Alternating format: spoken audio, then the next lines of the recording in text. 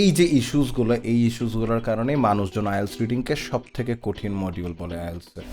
কবে শেষ আপনি একটা ইংরেজি নিউজ পেপার বা আর্টিকেল ঠিকমতো পড়ছিলেন? ঠিকমতো পড়া কিন্তু অনেক ইম্পর্টেন্ট জিনিস, কারণ আইএলস রিডিং যে মডিউলটা, এখানে ঠিকমতো কেন আপনাকে পারফেক্টলি রিড করতে হবে একটা পিসকে। কোয়েশ্চেনে আপনার কাছে যেটা চাবে ওইটার উপরে বেস করে proper skimming, proper scanning and proper identification of the right answer, যেখানে আপনি ভোকাবুলারিতেও ধরা খেয়ে যেতে পারেন, আপনি গ্রামাটিক্যাল স্ট্রাকচার আইডেন্টিফাই করতেও ভুল করে ফেলতে পারেন, প্লাস এমনও হতে পারে যে you are too much panic or you are frustrating. এই যে ইস্যুসগুলোর কারণে মানুষজন আইএলস রিডিংকে সব থেকে কঠিন মডিউল বলে আইএলসে।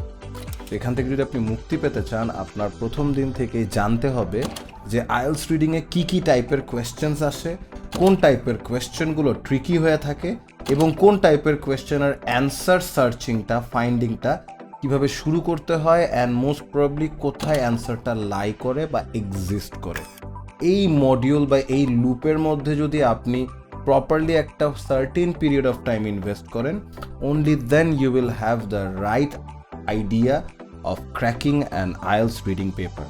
To do that, in our one-on-one session, we work extensively on different Cambridge papers as well as different types of questions যেগুলো আপনি রিডিংয়ে ফেস করবেন। I wish you the best of luck and expect that you will do what's the right one for you. Till then, take care.